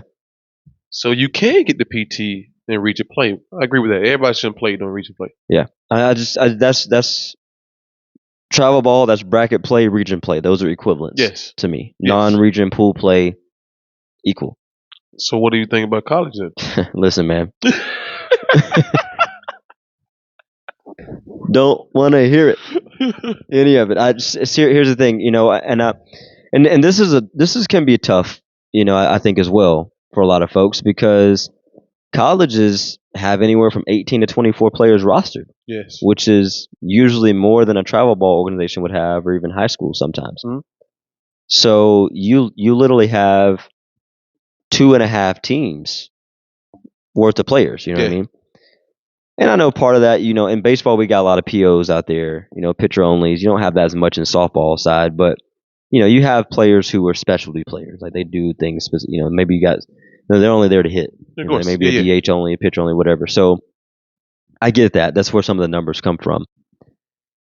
But man, I think from staying on the softball side of things, and I know they do this in baseball too, but like softball side, you got fall ball, and depending on your the size of the school, whether it's JUCO, NAIA, NCAA schools, like you got your number of games, specific number of games that you can play in the fall. Mm-hmm. That's the time where everybody's going to get the reps, because you're trying to show off. You're trying to show what you got and see what we can do. Present yourself. Bro, we got 45, 50 games in the spring. That's our season. I'm trying to win all of them. And that's my mentality. If I'm a college coach, I'm trying to win, because from day one, it's not pool play for us in college ball. Ain't no pool play. Game one matters. Yeah. In the record books. Yeah. And so my mentality as a coach changes a little bit if I'm at the collegiate level. And this is, now again, I've got some really good college coach friends watching this show, and they may vehemently disagree with my assessment. And I respect that. Most definitely. But that's kind of where I stand on that. And so because of that, you got to earn top 9, man. You got to earn it, and you got to keep it, because it may be a revolving door. And I know that in the age of the transfer portal now and things like that, that means that I may lose the bottom quarter of my team every year. Yes. And have to re-recruit. Man, they're so heavy on that thing now too. Yeah. So all sports. So yeah, I mean that's kind of where I am on that lane. Just kind of in those different sectors. And I think each sector is an opportunity to serve as a coach. The coach being a calling is still the same, regardless of PT per se. But yeah, my mentality as a coach changes a little bit depending on where I am. So Next one. So this is from the lovely Gracie Maddox. So Gracie will probably end up on the show at some point in the next couple of months. But she's in college. She's playing college ball now, and so excited for her journey and getting to see her ball out. But she asked us, bro. So how have you guys been able to stay tight on and off the field? And this is, this is just what I got to chuckle about because, I mean, my goodness, we've known each other for 18 years. I don't know. Felt like a decade. And plus, a couple of them. Yeah. And it's like I've Gracie. I mean, I've known D for more than half my life. Well, definitely. 2/3 of it at this point, nearly. So, but I mean, I guess that doesn't mean we naturally stay tight, though. I mean, I've known plenty of people for that long, and I'm not close with them anymore. But I think that there's a number of reasons that's the case. I mean, I feel like you told the story before, maybe not on the show, but of how we kind of met and whatnot on the ball field, which is just that's when you became my best friend. Yeah, exactly. I guess you want to tell. I guess just tell them, man. So look here. So everyone knows. Anybody that know me and Demetrius, we all been true competitors. Yeah. Met Demetrius before in school and whatnot, knew of him and whatnot, but this one game changed my life. Looking at this man, rec ball. I think it was an Orioles and you the Braves. Yeah, I feel like I was the Braves every year, but yeah, I think so. Whatever. Stole. I got on. I don't know if I hit. Whatever. Most likely did. Don't make a difference. For sure. Got on. Maybe like stole second. End up on third. Okay. Demetrius pitching. Never in my life seen anyone do this before. Caught him off guard. Thought he was cheating me or something like that. All right. So I'm very aggressive when it comes to base running. I like to play with my pitchers. I like to get in the head. Thought I was getting Demetrius' head. Clearly not. All right, he pitches the ball. Maybe I think somebody hit a bunt or a swinging bunt. Yeah, it was a comebacker, yeah. Yeah, came back to him. He looked me dead in my face. I don't blame him with clapping at him. Okay, go ahead. Go throw the first. Cool. He turns around, hit me with the hardest fake ever, and I froze. And I think I'm almost guaranteed that Alexander Seals in the dugout. I say, hey man, you seen that? I said, oh, I like that dude. And we became best friends. That's crazy, man. And almost instantaneous, right? It was like, yo, because on the flip side of that, though, I'm like, nobody's ever really been that like risky. Confident. I was like, this dude's trying me, bro. Like, what the heck is going on? You know what I mean? And I loved it. It was like you said, just that competitive nature. Oh, most definitely. And but great, yeah, Gracie. From that point on, that was the end of it. It was like that's God signed it off right there. Exactly, God's fate was there, and it was just like we're boys for life on that one. And so, and we've been both been all parts of the country, the state, the world, even him in the military, and me coaching or just going off to school and doing whatever. But always found a way to, stay in touch, stay in contact, and be brothers. So when I don't because I love so hard, I don't throw the L word around a bunch. Of course. But when it comes to love, man, like yes, when I say major love, easy, major love. And like this here is a dream. Man, like I said, we met at rec ball, play middle school, high school ball together, and then we even got to coach against each other. Yep. In different on different teams. Yep. That was a dream by itself. And then when I came back home, got the military and told him, "Hey, bro, I need to get back on a diamond." Say, "Hey, bro, come on now, I got you." And I think that was the biggest dream ever for myself. No doubt. No doubt about that. I mean, coaching against each other, that was whatever. But to me, like now, looking at it now, it was not whatever then. But like looking at it now, because I knew I wanted to get this spot. Yeah, of course. And so So let me take that back. It wasn't whatever. It was a stepping stone. Yeah. Okay. To finally having that union that we were hoping to have at some point. You know what I mean? And it's just crazy though, like where just like you said, I mean, the last 18, however many years it's been of knowing each other, being in each other's lives. Two small time guys that always dream of making a huge impact in the game, and now we get to do it together and been doing it together. I couldn't ask anything better. And doing it in the community that raised us at that, right? Which is cool. So ice on the cake. Yep. So anyway, that's us, Gracie, in a very small nutshell. So this is an interesting one from Asia Wooten. Oh, actually, I'm not supposed to mention last names. That was my rule. Anyway, Asia Wooten now. So Asia is a she's a newer player in the organization. Love her to death, man. Super sweet. Already, just a fun one, and excited for her journey, whatever that may be. Actually, so and this is an interesting question. That's why I say it's interesting because we've had some side conversations, but. She says here, how do you decide to sacrifice your academics to play softball at the next level or not? So what does that look like? So I guess I'll start there for a second. Sacrifice is not a word I'd use necessarily, Asia. So and here's why. So and I know what you're asking. I know that you're somewhat you're kind of asking here, do I go to a bigger school that I know I may not be able to play softball at, that has my major? Is kind of what she's asking. Or do I go to maybe a small university where I know I may have a shot to play ball, but maybe they don't have the sexiest version of my major or like the exact thing, so to speak.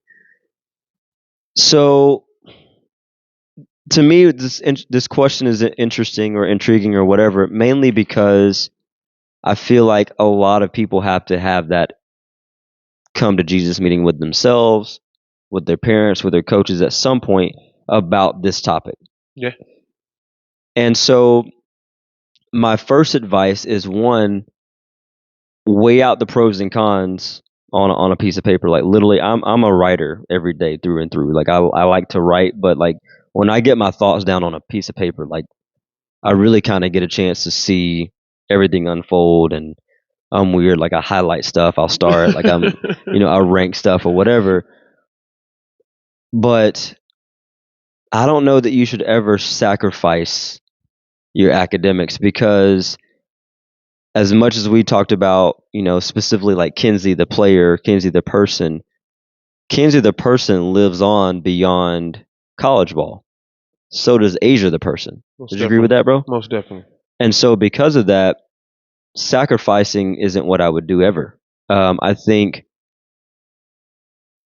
is there an opportunity to modify what you're doing, or understand, hey, maybe I'm going to college for the first 2 years to get my core classes, so maybe that's an opportunity to play some college ball, and then at that point I'll transfer to get my academics done at a larger program that may have my major or whatever. But I would never really truly sacrifice my academics, because that degree, right, is something that can help me get my foot in the door in a place that Asia, the adult, beyond college, it'll benefit her a lot further. So what just any thoughts on that at all? Hey man, look, you just wrapped that nice in the present, bow tie and everything. Okay. Merry Christmas. Hey, legitly, don't you ever sacrifice your education for ball. Like you said, that, bro, you got 4 years of playing softball. Yep. Then you go into the real world. All right. So I think more of what I would say is just mentally prepare yourself. When you get to school, it's a whole lot. Okay. I'm not gonna sugarcoat that with you. Never have. College ball is a job. Okay. Mm-hmm. But you can make it happen if you wanted to. Right. Okay. Also make sure when you're looking at the schools, that you talk to these coaches about, what you understand. If I go to a nursing program, That's a whole lot. Yeah. All right. So if I can't come to practice because I got all this stuff going on, is that okay? Yep. Type thing. That's why I'm saying what we've been saying is that relationship with your coach, figuring out the school you're going to, figure out what everything that is okay and not okay. Make sure you write those things down like he said. Make sure you know the pros and cons of being there. Big Al. That's the reason why she went to Piedmont. Mm-hmm. She talked to the coach and told him, look, I'm going in the medical field, and I know that's going to be tough on me. And he said, no, don't worry about it. We already know that. It's cool. We'll work with you on that.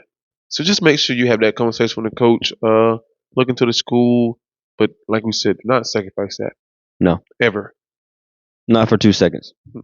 So, all right, last question here before we take a quick break is from the lovely, oh so lovely Rain F. Oh, yeah, okay. One of the twins. You a twin, brother. Yeah. So and Demarius has his covered today. But she asked, why are y'all's foreheads so big? So hey, Rain, I love you to death, but let's not act like your forehead is small. Right. That's why I wanted to put this question in the show, because I'm like, she acts like she has a normal size forehead. You know, hers is at least 5. I swear she got to be one of the biggest haters ever. Easy. Easy, bro. This Joker will. I'm a big LSU fan. We're gonna get into this in a second. Oh, but like, LSU is playing Texas A&M on Saturday. Yes. We're down at the half. Yes. This Joker gonna send me a text talking about some. Oop. I'm like, relax. They play 4 quarters. Right? Relax. Calm down.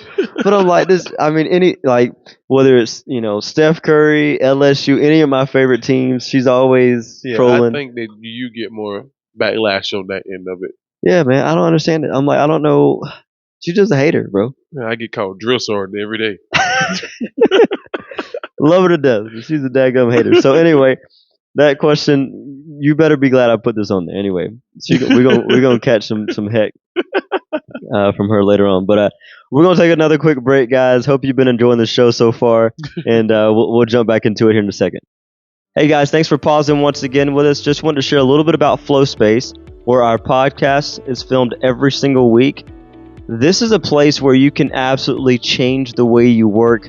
There's a whole community of people, entrepreneurs, plenty of business owners around this area here in Lake Oconee, Georgia, as well as around the state, who all come in. Here at Flow Space, we share this same area together as a family, and say it's a really cool place to do work and to hang out as well and meet new people. So if you're interested in that kind of thing, check out goflowspace.com for more information. Thank you. Yo, welcome back, everybody. Hope you've been, again, enjoying the show. We are going to talk a little bit about our sports rivalries. I just talked about in the last segment. Gracie asked us of how we've been so tight for so many years, and somehow we have opposite end of the spectrum with multiple different sports. Like almost all. Every sport. I don't know that we are on the same page about any sport. Mine is maybe like tennis and golf. I don't know. You know what I mean? But of the 3 major sports, baseball, basketball, and football, and all of the college world, we are on the opposite ends of the spectrum. And like legit, like not only just like we don't root for the same team, there are rivalries. I don't know how. I mean, it's just crazy to think about how that became. So, I mean, the first one on the baseball side, I'm a huge Red Sox fan. Huge Yankees fan. You're a huge Yankees fan. So, like, for you, like, I mean, I know we both became fans of those respective teams early on in our, in age. But like, for you, why the Yankees? Like, what's again storied franchise? Like, honestly, truly, if I'm taking off the gloves, like best in the world, like whatever. I'm so glad to hear you say something like that, bro. No, I'm gonna be honest. I think DJ, Derek Jeter, he brought me in. Yeah, just that one man been so amazing, and then A-Rod, of course, before all the drama and side stuff going on. I don't know, bro.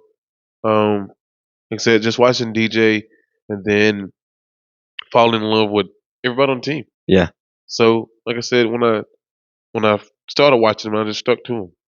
When I think about baseball, bro, I mean, you can't help but think about the Yankee pinstripes. I mean, it's like it's a staple, right, of Major League Baseball. Yeah. You know what I mean? Yeah. The Yankee pins. I mean, I got a chance to go to a Yankee game last season at Yankee Stadium, and the fans are ruthless now.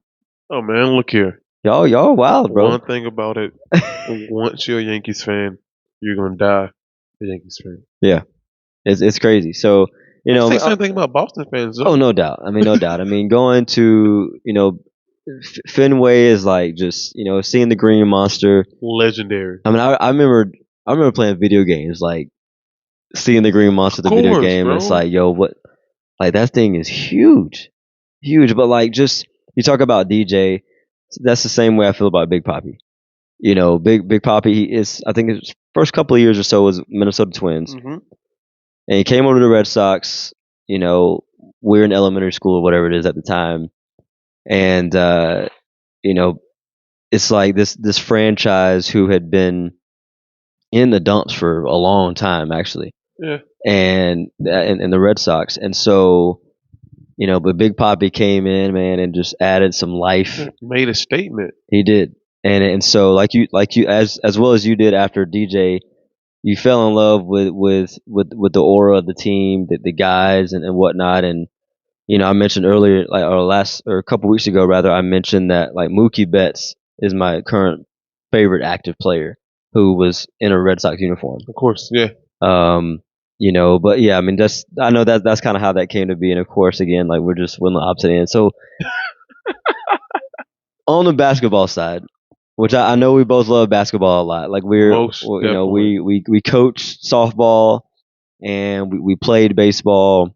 We both played a little bit of basketball in grade school, but in terms of watching the game, you are a diehard, devout LeBron James fan. Hey man, no one can ever tell me that LeBron James is not the greatest basketball player that ever touched that ball. I won't debate that with you, bro. I'll be honest with you. I mean, I'm not even trying to suck up. I'm not trying to debate. I'm not gonna debate it with you. You're 2 for 2 tonight, bro. You're 2 for 2. And again, and no, let me get me wrong. Now, the Yankees, when I may be sucking up a little bit, but the LeBron debate, we're gonna have some older heads talk about Jordan, and Bird and Magic, and rest in peace, Kobe. But man, the longevity though. Man, look here. Let me just keep it short and sweet for you. When you're talking about a man named LeBron James that came in the league at 18 years old. Yeah. Made a statement at 18 years old with a bunch of, don't get me wrong, at 18 you're a grown man. Oh, no doubt. But you're not a grown man compared to the guys that was already in the NBA. No. You don't have grown man strength. You don't have nothing. No. But still average 25, 77. Yeah. Rookie year. Now you coming to year 21? I think so, yeah. And you telling me that this man's about to be 39. Crazy. Next month. And he's still taking over a league. Yeah. The dude could be the MVP every year. He should be at least top runners, or one of the top runners every year. No doubt. I mean, he's a problem. Any team he goes to, he makes them better. Now, do I feel like Anthony Davis is selling a little bit for the Lakers? Yes, I do. He's selling a little bit. He's been generous again. I'm not going to be too generous. No, AD is selling us every trip. It's tough, man. It's tough to watch. I'm going to be honest with you. But I am going to give credit to your guy. Hey, man, my dude. Hey, listen. See, I am a huge LeBron fan, but I can give you that. My brother, favorite player, Steph Curry, is the greatest shooter to ever touch the court. Ever. Hey, man. I mean, listen, man. I've had legit, bro. When I was in college, and again, this has been, 7 years ago. Yeah, graduated, whatever. But I had people debating with me for real, like about Steph. And again, 7 years ago, different times. Obviously, he was coming off of a couple of chips back to back, whatever. And so maybe there was still a debate about Ray Allen, Reggie Miller. Of course, yeah. You know, those guys of that echelon. Yeah. But like people were debating about dudes that were in the league at that time with Steph. Like, are you kidding me? Who? Like, come on now. No, man. Some dude mentioned, golly, what's the cat's name? I don't even remember his name. That's bad. If I don't remember his name, it don't matter. Terrible. But anyway. Kyle Korver. Do not get me wrong. He's a sharpshooter now. Yes, don't get me wrong. Kyle Korver is an amazing, fundamental shooter. He is nowhere near. Could be in the same gym mentioned with Steph Curry. No. And again, I'm arguing with Atlanta Hawks fans. Okay, that makes sense. Right. Now. He spent a lot of time with the Hawks. Makes sense now. But like, I'm like, man, are we really doing this right now? I'm like, I'm not even gonna waste my breath. Steph Curry changed the game. No doubt. Be completely honest, I didn't like Steph Curry at first. Well, why though? He was a little light skinned. I knew it. He was a little light skinned guy that was cocky and liked to dance around the court. Bro, I didn't like that, man. Yeah. Sit your little tail down somewhere, bro. But no, bro, once you actually see him play and understand him, yeah, you can't do nothing but respect it. Like I said, he changed the game. But bro, you talk about everybody want to shoot now. Yeah. Everybody want to pull up from 30. And I saw it came up on my feed, TikTok, Facebook, something, and he was doing like a little tutorial of how he started to be able to shoot from that far away. Okay. Right. And bottom line, fundamentals. Like you start shooting from literally this close to the goal. Yeah. And you back it up. You know what I mean? So, but everybody wants to start from 35. At the half court mark. You know what I mean? So, just a little tidbit for the hoopers out there, like, yo, start close to the hoop first. You know, and to apply that to softball and baseball, you know, hit off the tee first. Yes, man. You know what I mean? Play some T-ball first, and then, you know, to gradually, you know, go in there. You don't have to go and hit off of 60 miles per hour right away. But I was at the gym at Putnam Rec one day, and I was talking to an old head. I don't even know. You remember Jack? I don't remember Jack's I don't think so. name. Man, you know Jack. I promise you do. I just can't remember his last name. Anyways, I'm sitting on the side. I got that late, whatever. Blah, blah, blah. He said, "Hey, bro, you coach, right?" I said, "Yeah, I coach softball." He said, "Oh, that's the same thing. Don't worry about it." I'm saying, so when you coach, did you always start with the fundamentals? I said, well, not always, because most time the girls I already had, they're older. I shouldn't have to, but of course we get down to the fundamentals. We have to. It's okay, cool. So in basketball, bro, why everybody want to shoot far and can't shoot a mid-range shot yet? Right. I said, hey, blame Demetrius, man, Steph Curry. But listen, man, I mean, I think that what he's done is he's made, well, everybody can't be Bron. No. Right? No one can be Bron. But no, you know what I'm saying? Like, everybody can't jump out of the gym like him. Everybody's not going to have the athleticism that he has. Of course. Steph coming out of the gates as skinny as I am, dang near. Yeah. You know, a few inches taller, but it's like, okay, the dude on the street, normal guys can go attempt to be like Steph Curry. They won't be him, but they can attempt. And I think that's the thing. It's like he kind of gave. So when you say change the game, to me, I think he gave hope to people who may not have otherwise pushed their shooting abilities. No, you just put it that way. Of course, yeah. I always say when you say change the game is that like before Steph Curry and the Warriors with the Splash Brothers and all that good kind of stuff. Right. No one was taking 25 to 33s as a team a game. Oh goodness, no. Everybody, Bron did not have a jump shot that he has now. Yeah. But he had to adapt to the game. Mm-hmm. Steph changed it where, hey man, if you ain't shooting at least 45% from the 3-point line, they looking at you like you suck. Yep. Hey, listen, it's simple math. 3 is worth more than 2. Right? Hey guys, all you basketball fans and coaches that are watching, practice it before just going out there and thinking you're Steph Curry. Don't shoot your threes. Oh, Steph. No, you're not Steph. Right. Okay? That man trains his butt off. And oh, by the way, he's a 90% shooter from the free throw line. Right? See, that's not, people don't understand that. Well, probably one of the best free throw shooters we've seen. Too. Yeah, him, Steve Nash, like he's up there. He's up there. So it's not just three ball. No. Right? I mean, the dude can just flat out shoot. And it drives me nuts when people miss free throws. So I'm like, what do you do in practice, bro? If I had to pick out one flaw from LeBron James, it is the free throw. But he's not Shaq bad, though. I don't care, bro. 70-some% from the I get it. I get it. But still, he ain't Shaq. Shaq was like, hey man, they had a whole term named after him, Hack-a-Shaq. Anyway, I know we're getting off script because some folks, man, don't know much about basketball anyway. So, on the football side, well, I'll start collegiately. Okay. And this is really through all across all sports. Everybody knows I'm a big LSU fan. If you've been watching the show, I've probably mentioned LSU a time or two. Not the best year of football. We, whatever. Lost to Alabama again. Neither one of us. But D, my boy here, is a Florida fan. So LSU and Florida, like, it's not LSU, Bama. It's not Florida, Georgia. But it's definitely the cross conference rivalry. Of course. It's the LSU Florida rivalry. I've told the people before how I've become an LSU fan, but Florida, why Florida?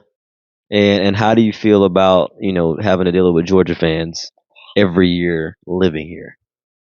Number one, I was a little Florida because it's been a dream school. Okay.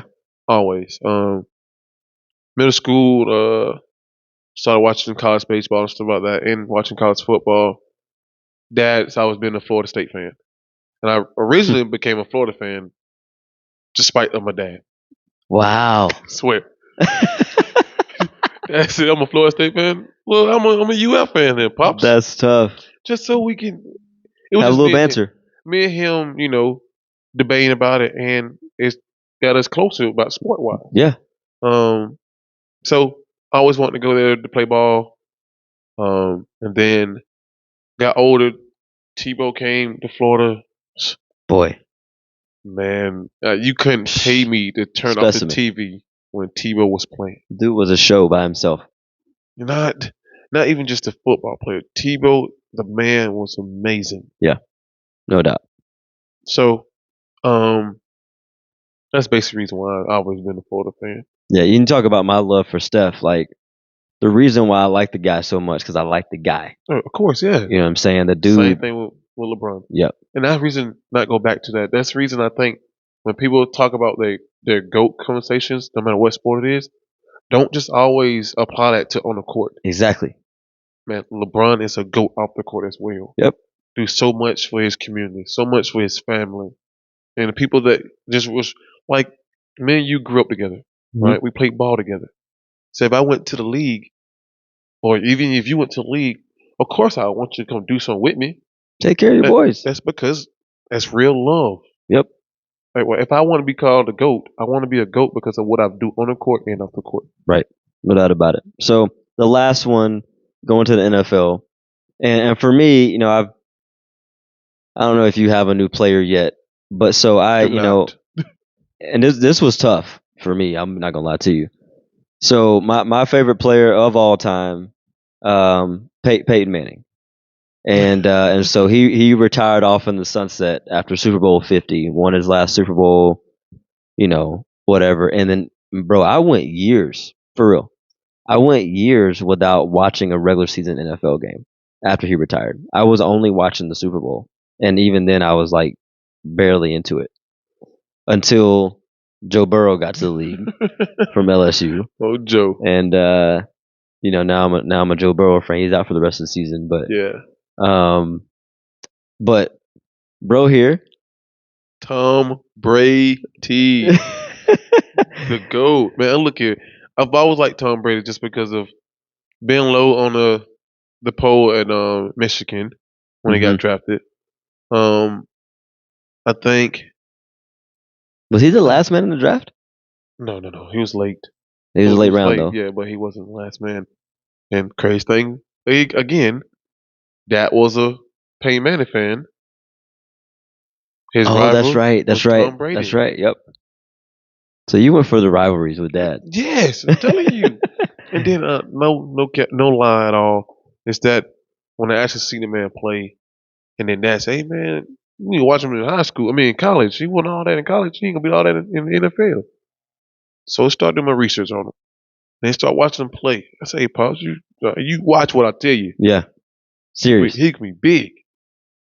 Yeah, I hear you. He ain't gonna be better than Peyton Manning. I'm sorry to tell you, Demetrius. Tom Brady is the GOAT. Hey man, I still can't bring myself to say it. I'm not gonna lie to you. Come on, bro. I've sold on Braun for sure, but I mean we can have this debate later. But Peyton's my dude. I'm sorry, bro. Like, don't get me wrong. Peyton Manning is an amazing quarterback, smart one as well. And I think that's why, and not that Tom Brady's not smart. Obviously he is, but I think I loved the game before pre-snap. Yeah. That Peyton would play with defenses, and I've listened to documentaries since then, and just listening to guys like Ray Lewis, big time defenders, Hall of Fame defenders, just be losing sleep over having to play Peyton because the dude would run the daggum play clock down to 2 seconds and he'd change the play 7 times. You know what I'm saying? But it's just, he played chess. Yeah, of course. You know what I mean? So, but we'll table that one for a little bit. We'll pivot here to a subject that may be a little bit more applicable to some of your teammates, players, to some of your teammates, coaches. It may be more applicable to some of your players even, and parents. If you're watching, it may be applicable to your kid potentially. And this is a question of how do you handle a player that doesn't truly want to be there? That's the question that we're wanting to tackle over the next few minutes here. And there's a lot of different ways that we can go on this one. Yeah. And it's tough, truly, because I think about that situation. I mean, I've had it maybe a time or two, not much, but it's one where I go, you gotta weigh the odds. You gotta weigh not the odds, but you gotta weigh the situation out. Yeah. And go, at what point does this become a detriment to the team? Is this a detriment to her specifically? Mm-hmm. And then it's trying to get to the root of it a little bit, because you have girls, talking about the team for a second, bro. We have girls out there who love the game, right? They practice because they love the game. Of course, they play because they love the game so much, right? They like to learn it as much as they possibly can. And so because of all of that, if you have one single person there that doesn't truly want to be there, it can be an infection, of course, to everybody else, right? But for you, for the player, what's your approach with her in maybe just kind of helping her get through that a little bit? Like you understand that she doesn't want to be there. You already know that now. That's a given. Yeah. What's your next steps from there after you figure that out? To be honest with you, is really sitting down and having that conversation. With just her? Yeah, just her. When you're a teenager, of course, you don't have that real conversations fully sometimes with your parents. Yeah. All right, so you're not gonna fully tell your parents that you're the real reason why you don't want to play. All right, so if I got that relationship with you, which, like I said, we tend to have with all our girls, right? I want to have that conversation just with you, so you can be honest with me, so I can help you out any way I can, whether that is helping you find a love back for the game, or trying to help you guide you on your way out. Right. Because, like I said, man, if that's what you truly believe, that you don't want to be here no more, I promise you, it's not gonna hurt your coach's feelings.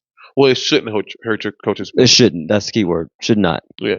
Yeah, and I agree with you on that one because at the end of the day, okay, fine. If this sport isn't for you, yeah, what is? Yeah. Right? It's us helping answer that question, and maybe we don't know. Yeah. And maybe it's not another sport. Maybe it's some other activity, some other hobby. Maybe it's some other focal point or whatever.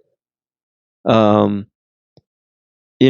me, it's because I think there are situations out there that I want to consider, and one of them is I've heard people being adults, parents, say straight up, listen, she needs to play or he needs to play because I need them off the video games, or I need them to stay out of trouble, or I need them blah blah blah.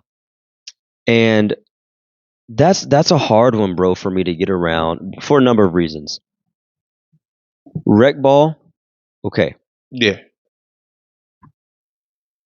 High school ball, if you've made the team, questionable. Maybe because you got guys. I mean, we played high school ball together, and I know how serious we were about the game. We played with a bunch of studs. Yes, and we were locked in. Yes. And if you weren't locked in, like you didn't fit in. Yeah, of course. Period. Yeah. So that's why I'm a little sketch about that one. Yeah. Travel ball, me being a travel ball coach, and having played travel ball as well, I'm a hard no. No.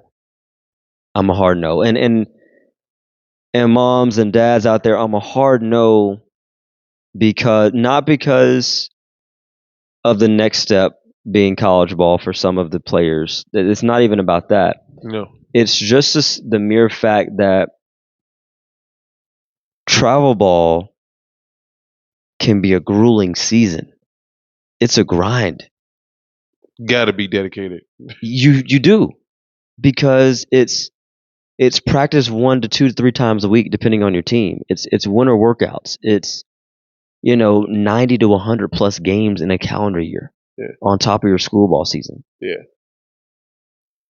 It's team outings, it's dedication, it's commitment, it's a lot. And so yeah, it'll keep them occupied. If you don't want them to be in trouble. That is very true though. But that's the thing though. When it comes to travel ball, parents can drain it out of them too. Yeah. So if I could say anything to the parents, it's just listen to your daughter or your son, no matter what the sport is, right? Do not drain the love of the game away from them by pushing them so much. Amen to that. Yep. Man, me and you had this conversation a good little while ago. It's plenty of studs when it comes to any sport that we've seen. Yeah. That we didn't see them go to college. It's because of the parent. All right. Just relax some, okay? If you can take dial it back. Any words of me, relax a little bit, okay? Listen to them and try to get an understanding out of them before you drain any chance of you staying out of trouble, give them something to do out of them. Right.